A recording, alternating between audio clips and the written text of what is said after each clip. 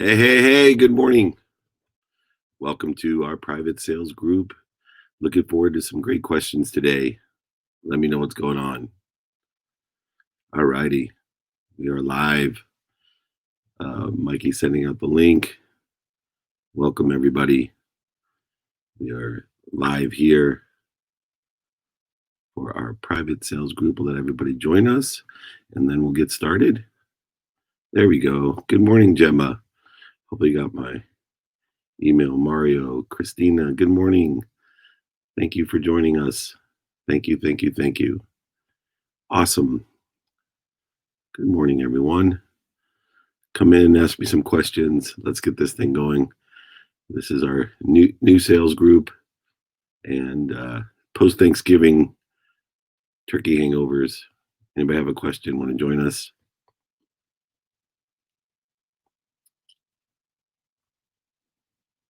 Hello. Good morning. All right. Good morning, Jill.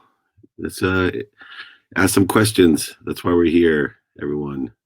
Somebody have a question to come on. Christina, Mario, Gemma, Jill, anyone. We're not going to get anything out of this unless we have questions today.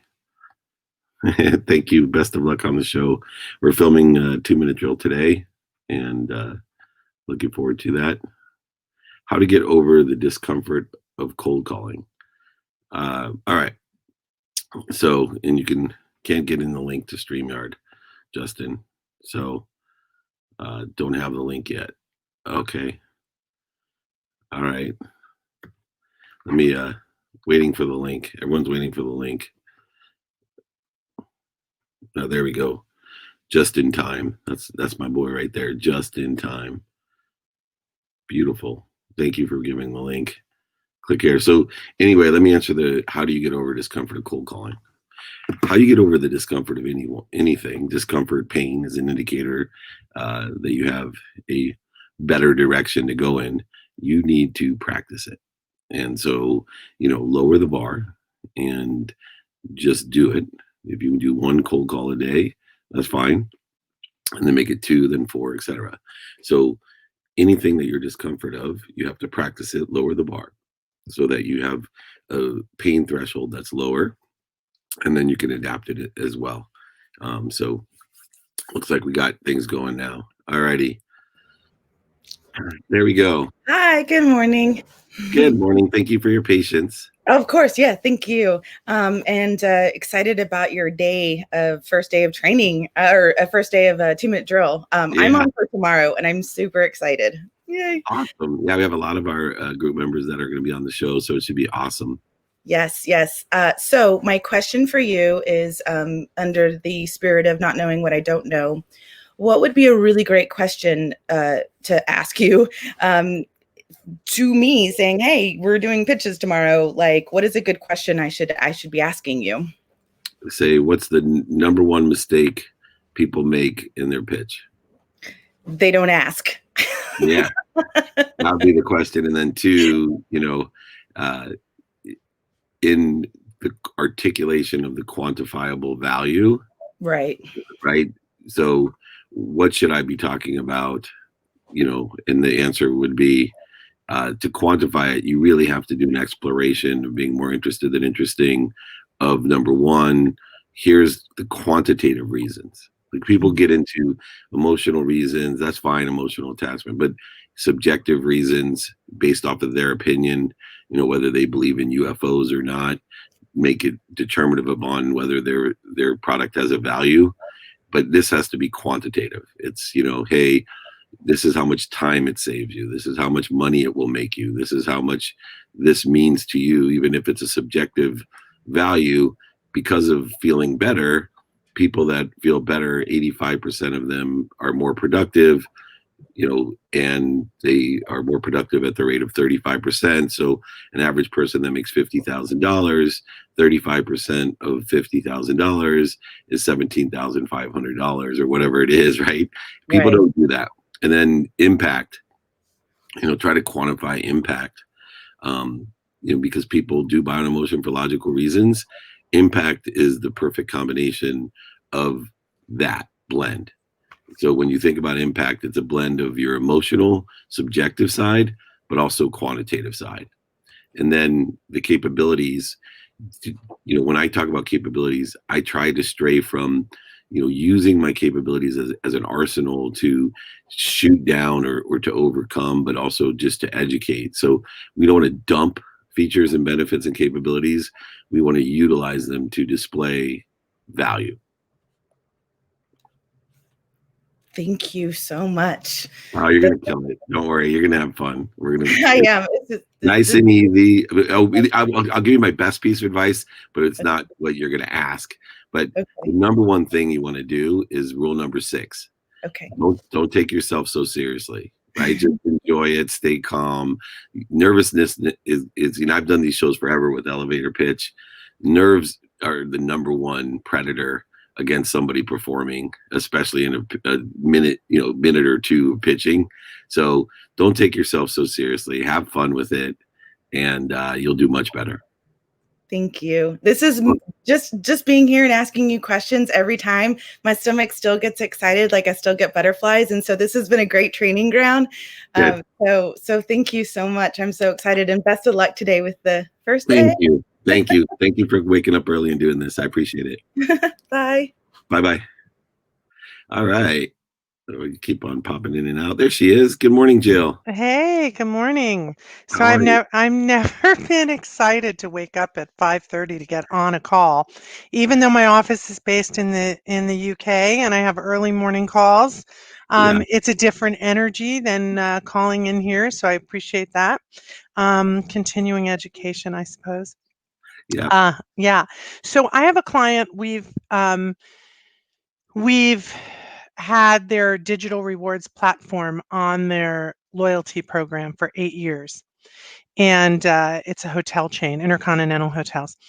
And I our renewal comes up at the end of this year, and of course, the hotel industry is really struggling, and business is not great. But I have never had this problem. I can't get my client to call me back, so I don't know if they're renewing. I guess I'm doubting that they are. How am I not in my screen? Okay, there we go.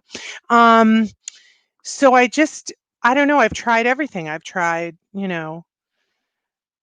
all I mean, and I have a good relationship with this woman. So I've tried all the pleasantries, the niceties. I've sent, great things we're doing in the coming year.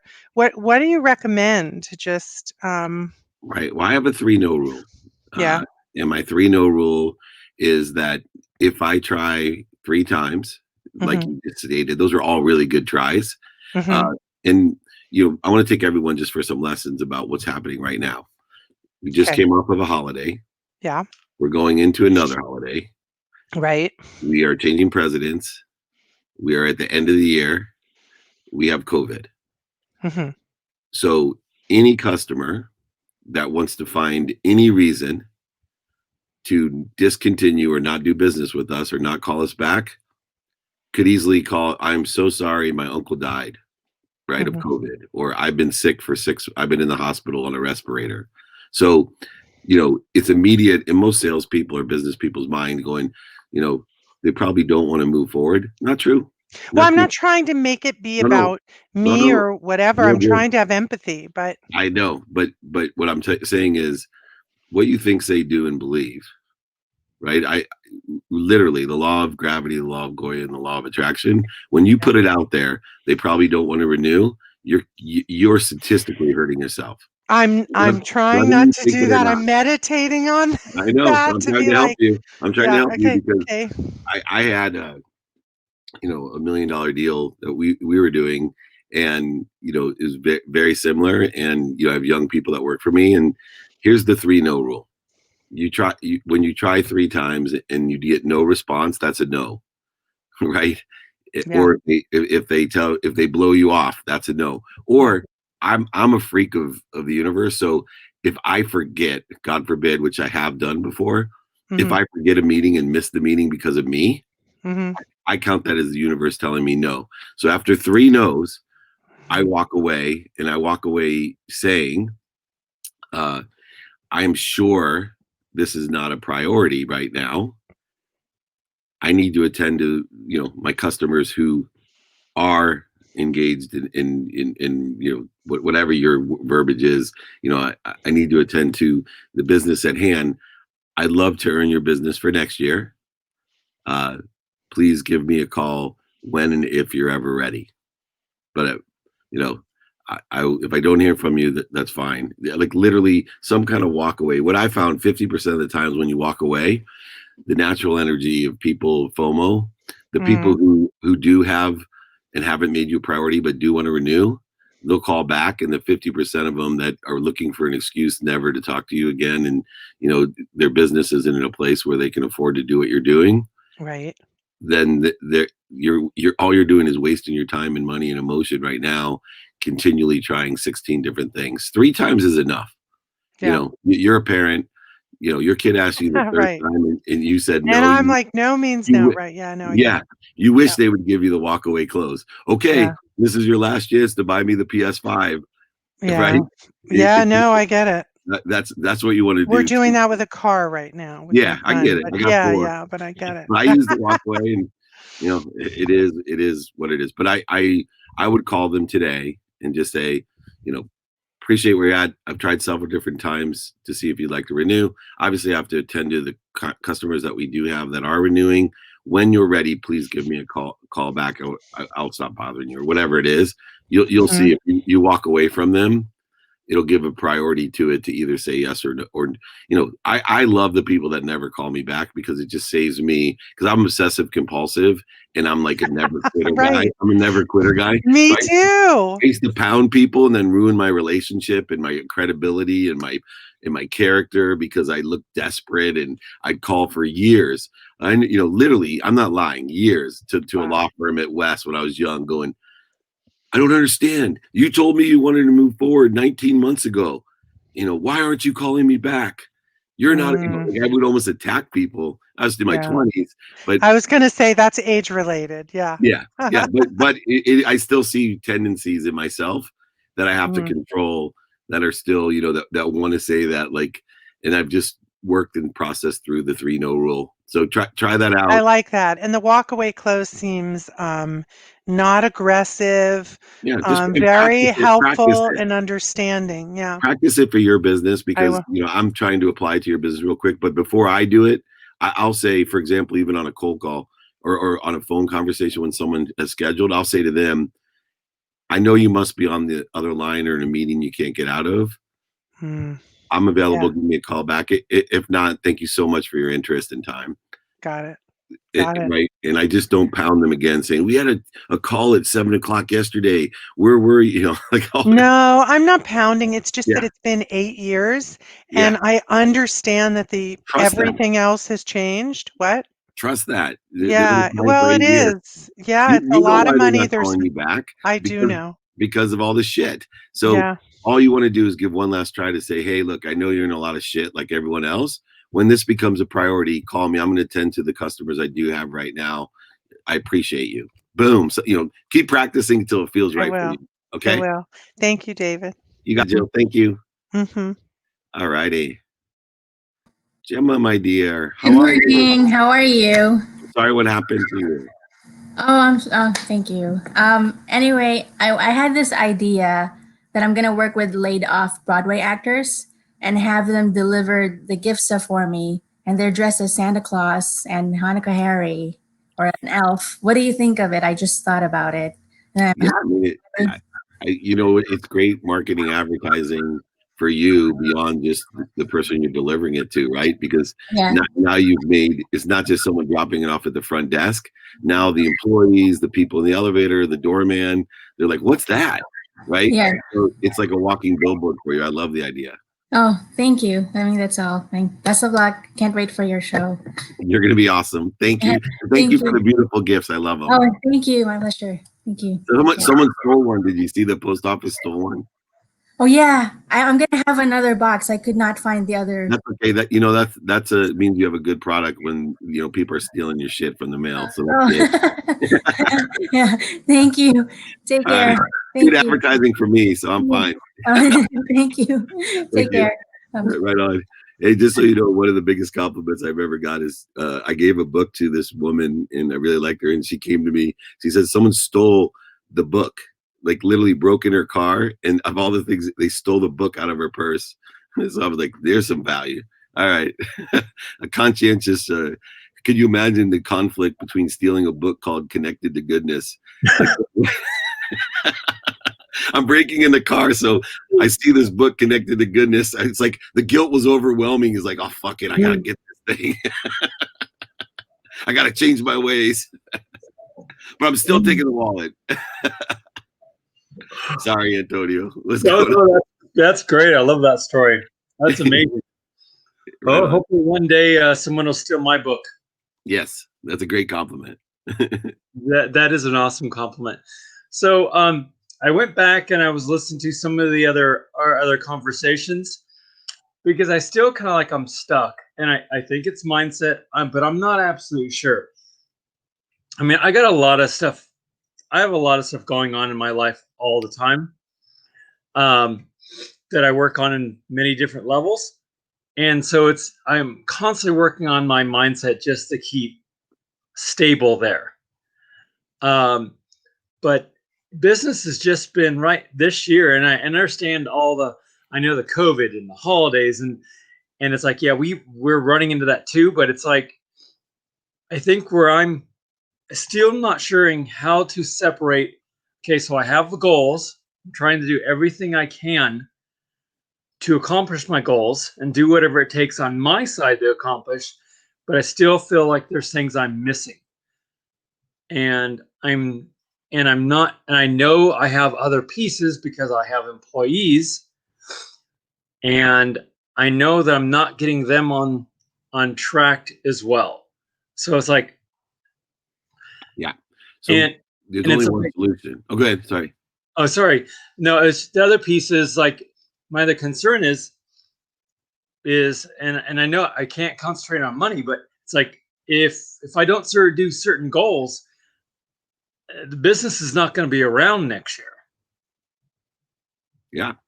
And we don't want to So focus on what's missing, right? Because we're going to get more of what's missing. So you're correct. there. So where I frame this for myself in perspective and mindset is one, I don't know what I don't know. There's tons of stuff you're missing. Right. So forgive yourself, right? Forgiveness not only brings peace, which will only help statistically you achieve what you want, but it also brings certainty, right? Forgiveness brings certainty. Right.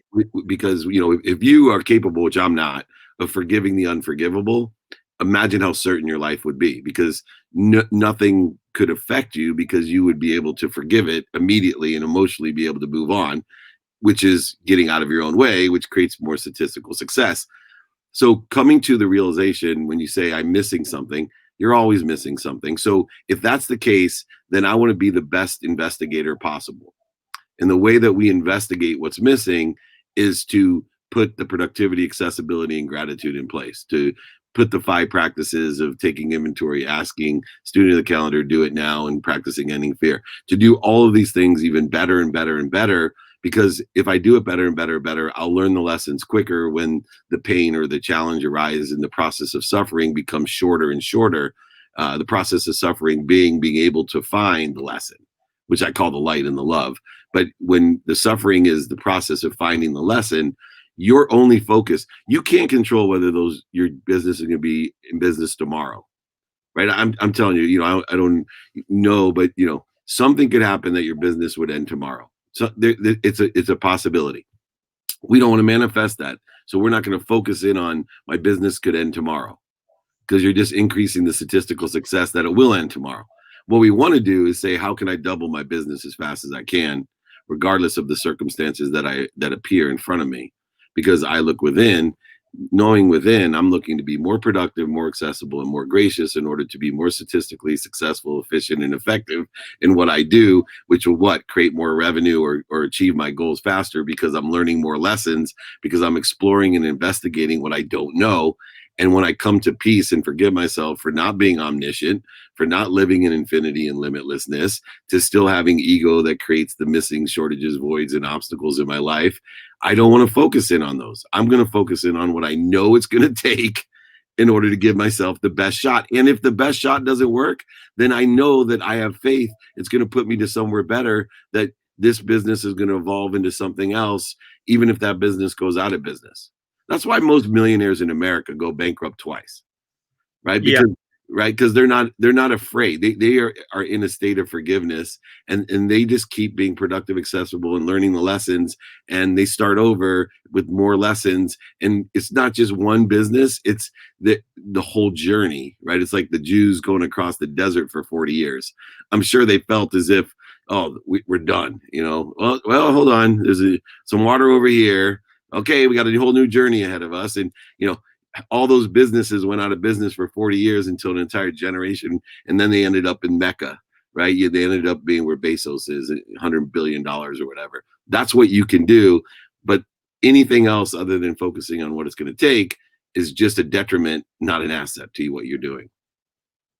Okay. So yeah, I could definitely see focusing on doubling my business. So is that just how do you do that? I mean, so I understand the thought pattern, but are you just okay, simplistically, are you like putting that somewhere that you can read it every day when you're I'm using math for me. So I use Einstein's rule of 72, which states that the percentage that I do better each day will determine the segmentation of how fast I can double what I'm going to do. So the rule of 72 for Einstein says at 1% better, it takes 72, the amount of time that it takes you to get 1% better, it will then take you 72 of those in order to double.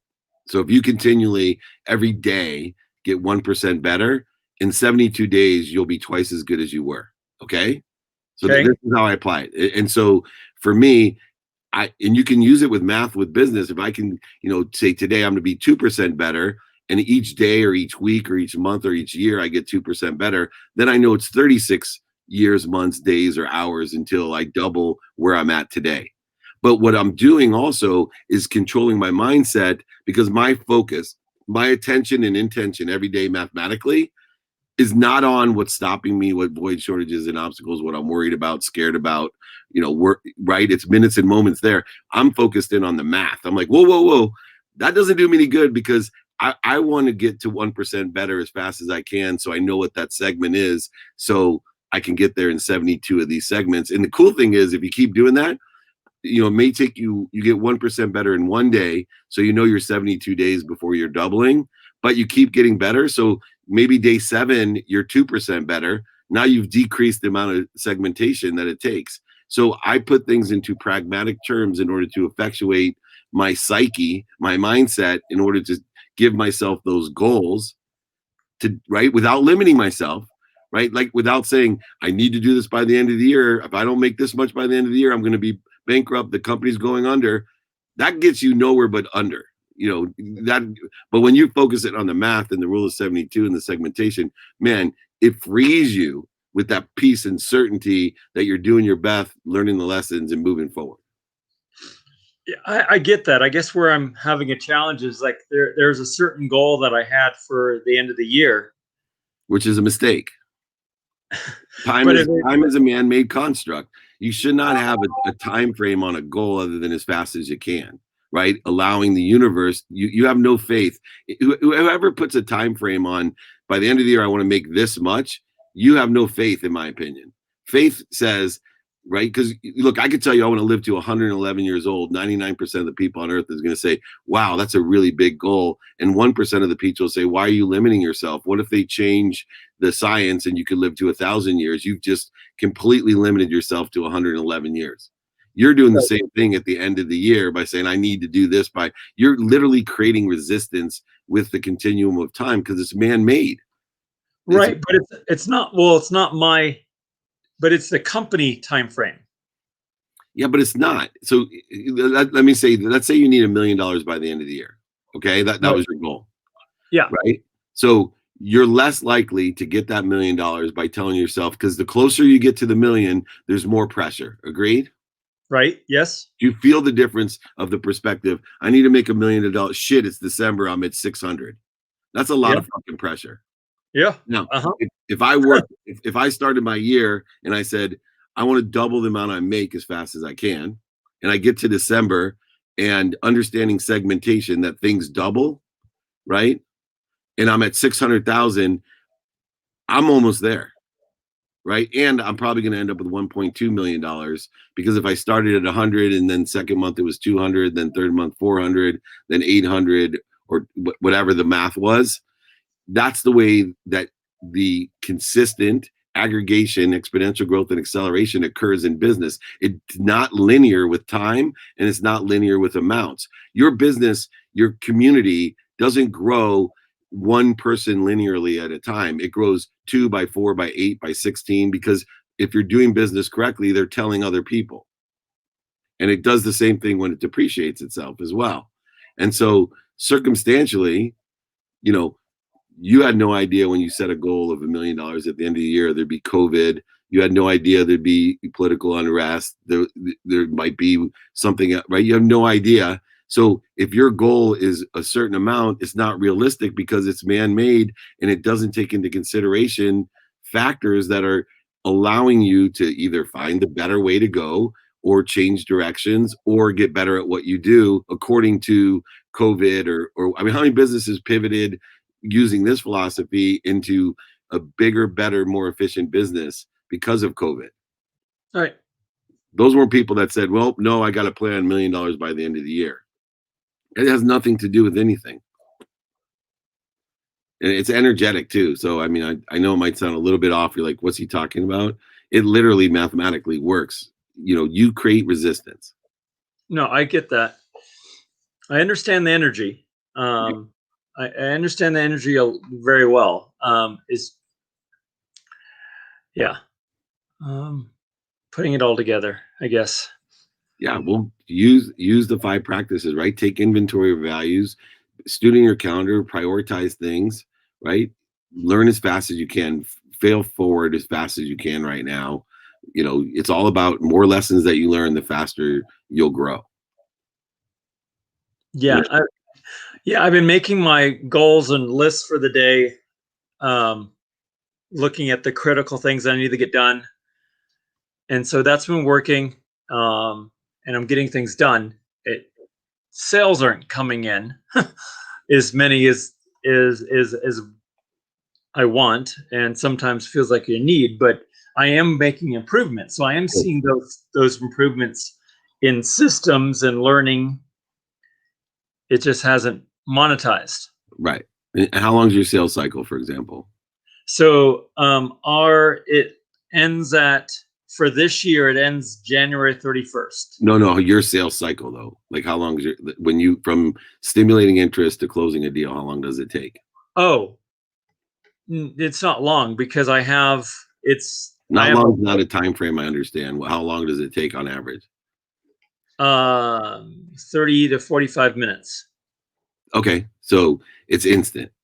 Yeah, so it's like, I have employees that set appointments and I do the appointment, and typically I can get everything done at once. Sometimes I'd say my only concern was that the sales that you're getting today were an effect of something 90 days ago or 6 months ago. So oh no, well, I'm in health insurance. So right now health insurance is the open enrollment. So we have Medicare and we have individual insurance. No, I have my license as well, so I get it. Yeah. Okay. Yeah, just like I said, I personally believe that you're very astute, seasoned. Your problem is energetic, and you know we can't see ourselves when we're owning our way. And I'm sure this group is listening to you, going, "I can see that he's in his own way, that he's creating this resistance." And you even resist me telling you that you're resisting energetically. You might be smiling and doing that, but people will tell you as I'm speaking, they can feel you resisting. Yeah, resistance is what's when you I have so many people I coach, when they can get rid of that, it's like a big release, and they're like, holy shit, I can't keep up, because you put all the good work in, right? All the things you're doing every day. You're literally blocking it, and it's an energetic. It takes faith to believe the universe works that way. I believe it. I've lived it, and I live it every day in multiple circumstances with people like you. So, all right, let me move to the next person. But I appreciate you, brother. Great, thanks a lot, Dave. Thank you. Cool. All right. I wanted to spend some extra time because that's a big problem for everyone. Hey, Mario. Good morning, Dave. Good morning, everybody. I'm new to the group, and it's an honor to be part of the group, and honor to be talking to you. This is a huge moment for me. Thank you so much, Cool. everybody. Yeah. I'm going to get into the question. So I'm been a sales professional for about 25 years, working for various companies.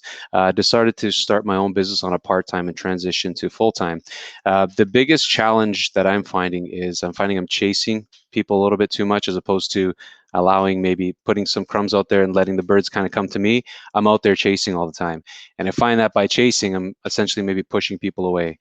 Is there a way to bring people, draw them closer to me? There is a bit of a challenge where I'm still a full-time professional. I want to respect the company that treats me very, very well. So in that part-time space and evenings and weekends, that's when I'm doing all my work. And I'm finding that, maybe sometimes even limited in terms of reaching out to people and catching people. Now with COVID, things shutting down, no more, social gatherings and things like that. So it's been a challenge, but essentially a way to bring people closer into me. Yeah. Very good question. Number one, there's 4 ways that we attract business, and we need to do it every day. And I'm going to tell you how even though you have your full time and want to promote what you're doing, how we do it every day. So in person, obviously, you need to make your ask, and the ask is, do you know anyone that can help me? Yeah. That's simply. And then every email you get, you should have an ask in it. I check my sent box every single day to see how many asks I have. Do you know anybody can help me? I give free trainings every Friday. Anybody that wants to go. uh, Phone, text, phone calls, voicemails every day. And then media, radio, print, TV, social media, whatever you use. Those are the 4 ways that we attract business. And, Right. and we attract it by educating people what we do and allowing them to say, hey, I need that. Right. I have a winter coat for babies that you don't have to take off in a car seat because it hooks into the car seat. And there's a mom going, oh shit, I live in New England. I hate taking off the jacket every single time. There's millions of people like that around the world, and you have a multi-million-dollar business because of it. But if they're not aware of it, they can't buy it. So you need to raise awareness, number one. Okay. 2, the way that you do that with what you're doing is that you got to get better at what you're doing. So I love your attitude of, I want to respect my job, and this is side, don't have enough. Well, the way that we have more time to do more things, whether it be family, second gigs, side gigs, vacation, whatever, is to get better at what we do. So there's 2 aspects to that. Like, I focus in on my primary, what I call the legs, right? Because the legs feed the lion. I Okay. focus I focus on my legs, and my legs would be, my consulting business feeds the lion. It allows me to do the TV shows, the podcast, the free training, send my free books, which allows everything to aggregate. So what do? I focus my thing saying, how can I make twice as much money as fast as I can? Because if I make double the amount of money in less time, I can take the money and the time and apply it to other shit that I want to do. It's literally that simple. And so instead of dissipating and diluting and dissolving both jobs by trying to balance them, it's not a matter of that for me. It's, I'm getting better at this over here, and whatever I can do every day, because 1 minute a day is worth more than an hour on a Saturday. I'm going to, at minimum, every day for my side hustle, I'm going to ask in person, on the phone, via email, and media once. On average, people know 1,000 people. If you ask, and I'm going to give you this as homework till next week. So in the 7 days, if you can ask one person in person, on the phone, email, and media, do you know anyone that can help me? On average, people know 1,000 people. That's 4,000 people a day. Times 7 is 28,000 people that you're raising the awareness to of what you're doing. And out of the 28,000 people in 1 week, one person's going to tell you, minimum, yeah. And all it cost you was a minute of time to ask 4 different ways. And look, I tell people all the time, if you're not emailing back spam email, you're making a big mistake. Like for me, I just blatantly have a cut and paste template. Somebody emails me a spam email. I'm like, here's how I can help you. I have free training, I have private group, and I got one-on-one business consulting. 1 out of 10 spam emails, get back to me.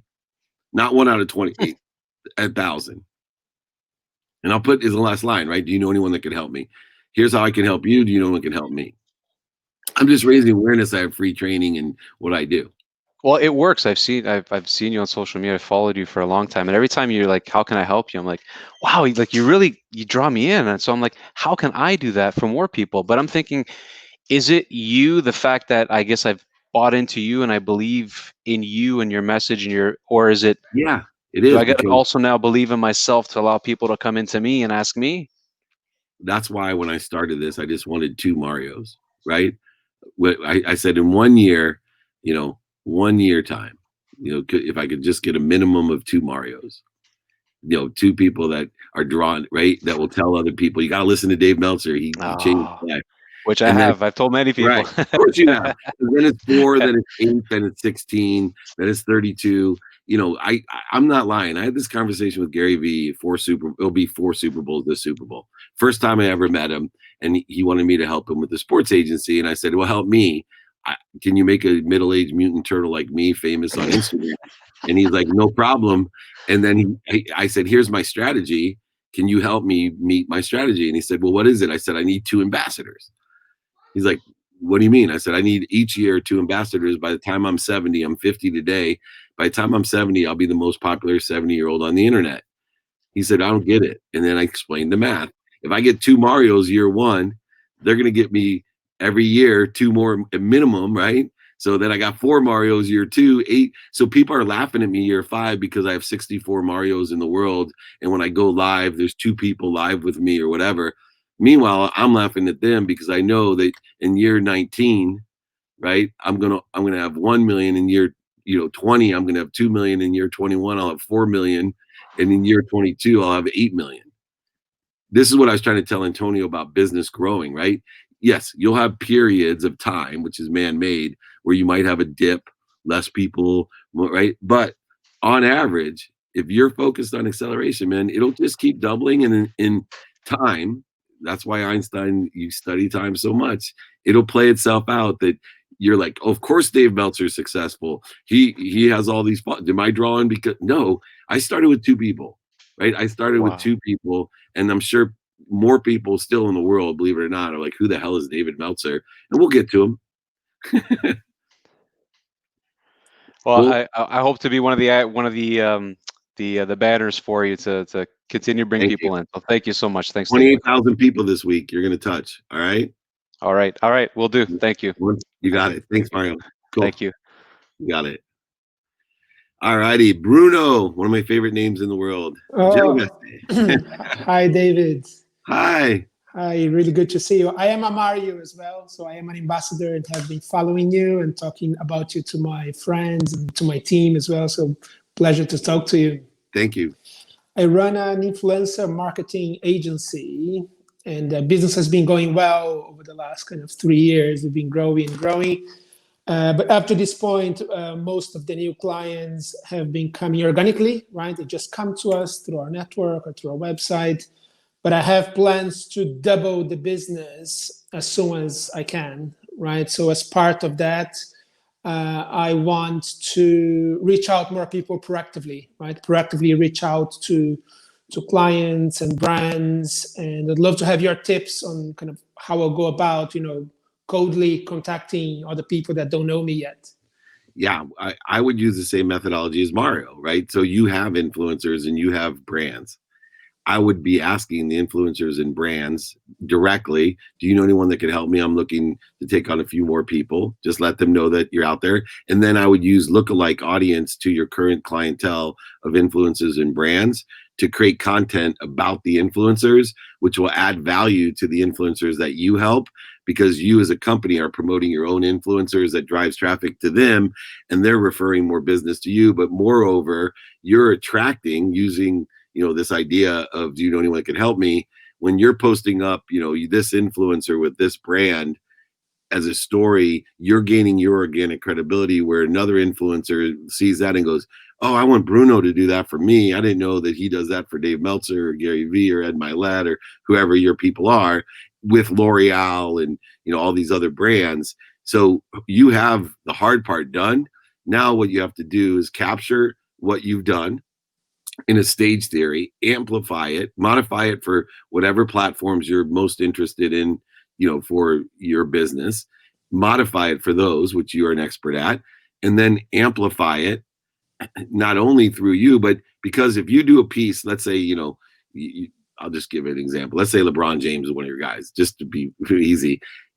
If you create content that organically promotes you, your company, and send it, and it has LeBron James in it because he's one of your clients, and then you send it to LeBron James, and LeBron James posts it promoting himself, but organically promoting you, people that admire him or like him, they all will come in and it'll keep exponentially growing your business. Okay, good idea. I haven't thought about that. Thank you. You got it. Take care. Take Thank you. care. Awesome. Okie dokie. Steven. Hey, what's going David. on? How's it going, buddy? Amazing. How are you? Awesome. Feeling pretty good. I'm feeling a little nervous right now because I have a request. Yep. I may share a story with you and your group that I feel Great. would resonate with. Okay, so when I was a teenager, the mentality that I was taught was that you have to work hard, that you have to force and you have to make shit happen. And so when I was a teenager, I was really into weightlifting. And so I pushed and pushed and it helped. It got me very strong. But eventually I pushed too hard and then I broke. Yeah. And then in my 20s, that's when I started to read more. That's when I started to learn that you have to start working smart as well.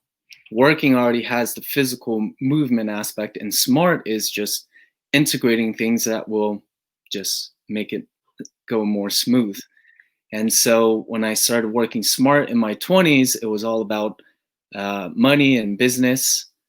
And so I started modeling people. And I also started using systems to save myself time, energy, and money. And eventually, I made a good amount of money through this strategy, modeling people that were quite successful, and I did well.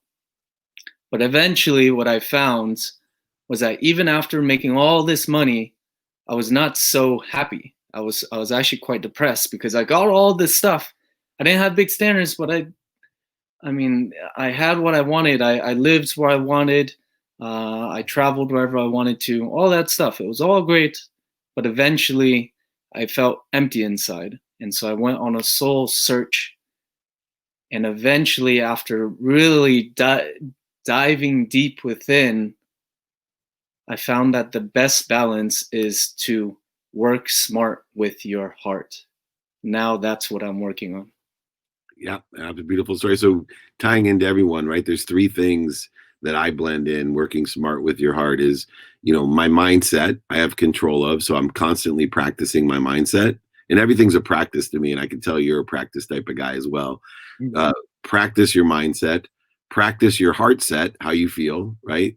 That smart heart, but also practice what you think, what you say, what you do, what you hear, and practice raising your awareness to your unconscious competencies that are a delicate balance of your own DNA and your ego, all there in the unconscious. And if you can blend all three, the smart heart with the pragmatic living that of the earth that we're on, with the currency of money and the currency of faith, and how we blend those two, that you'll be able to effectuate the most important thing, and which is my mission, which is why I love these groups, because I get closer to my goal of at least 1,000 people to empower at least 1,000 people to empower at least 1,000 people to be happy. Working with a smart heart and understanding the unconscious competencies, you're going to get there. So I appreciate the story, my friend. Thank you so much. Yeah, thank you. I just wanted to share. It's part of my training right now because it's dating was very difficult, but because of the desperation when I was in my 20s, it was easy. But sharing like this has actually been the most difficult because there's not enough pressure to actually do it. I can lay back and do other stuff. Yeah. And now I feel like it's time to get out more. Please do, and that's why we love having you in the group. Thank you, Stephen. Thanks, David. You got it. Take care. Bye. All righty. Last but not least, my cleanup hitter. Good morning, Auntie. How are you? Good. I was having a lot of technical difficulties this morning. Yeah, anyway, yeah. Justin had some too, so don't feel bad. Okay. And he's an expert. So I didn't really think, I just thought of something last minute. I know I sent you an email about it, but maybe you could help everyone. So, I'm comfortable approaching people and talking to them, but how do you veer the conversation to like your business to kind of get Great that question. going? Yeah, and I'm a practitioner. I think my most valuable thing, two things I got out of going to law school. So I know you're an aunt. So if any of your nieces or nephews want to go to graduate school or law school, I always say there's two things I learned. One, how to save on my legal bills, which paid for law school because I can't, I don't let lawyers rip me off. And then two, it was how to ask questions, leading questions, meaning not telling people, not interrupting them, not pushing them, not overselling them, back and selling them, manipulating, lying, and cheating to them, but simply ask them. And here's the formula that I use. And I'm much more advanced at it, but this formula is what I use for everyone. Number one, I love to ask people what they're doing today that pertains to what I do. So what are you doing today for your nutrition? What are you doing today for your wellness? What are you doing today, for your diet? What are you doing for exercise? And get them talking about their favorite subject themselves and let them talk about the subject. And then you're intelligent enough to listen to what they're saying and make yourself equal by saying, oh, have you ever thought about plant-based diet? No, what's that? Or, yeah, but it's not. Oh, then make yourself different. So if they come up and say, it's not for me, I just love red meat. Well, have you ever tried balancing less red meat with vegan diet 3 days a week? Right now you still get a customer and a community member, and there is some benefits for not everybody. We crawl before we walk, before we run. Not everybody, and you know this, the effect of vegan has had on your life. I've seen the pictures and I've seen the energy. If you got someone to switch and say, I'm going to be vegan on Tuesday's my vegan day, that it'll be turned into Tuesday and Thursday. Then it'll turn into Tuesday, Thursday, Saturday.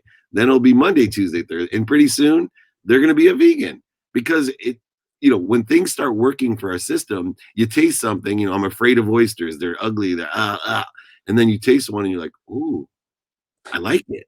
That's what your body does with the things, but you're not going to get there. What are you doing today pertaining to what I do? What do you like about it? What don't you like about it? And then the leading question, would it help you if, and give them something that you do. And that's how we allow them to come up with the idea themselves. Because in the end, what we do is we say, so from what you told me, you'd be interested in a few of my vegan recipes. Does that sound fair? Yeah, I would love that. And they think it's their idea. Instead of like a lot of these people do. You got to be vegan. I lost 44 pounds in 6 days. You got to do this. And people just like, whoa, whoa, whoa, whoa, whoa. But when you're more interested. Happy meals are fun. Exactly. I'm a once a month Happy Meal person. So yeah, you got it. That's a golden round right there. Okay. Yeah. Thank you. Have a wonderful day. It's always nice to see you. Awesome. Michelle and I, we rap every day. So, all right, everyone, I'm gonna go to the studio, film this TV show. If you didn't try out for 2 Minute Drill this season, we got extended to second season in June. Share it with your friends, family, etc. There's $50,000 of cash and prizes in there, so there's a good reason to come on. And you guys should be more prepared than anyone. If you want to find videos, it's search.dmeltzer.com. The private group has their own search mechanism right there, search.dmeltzer.com, to find any videos to answer questions like that as well. Appreciate everyone waking up early for the studio time. We'll alternate times, so not every week are you gonna have to be first thing in the morning. We'll do noon, we'll do 3 o'clock, but all the replays are available. The private group, use that as well to network. Thank you, everyone. Remember, be kind to your future self and do good.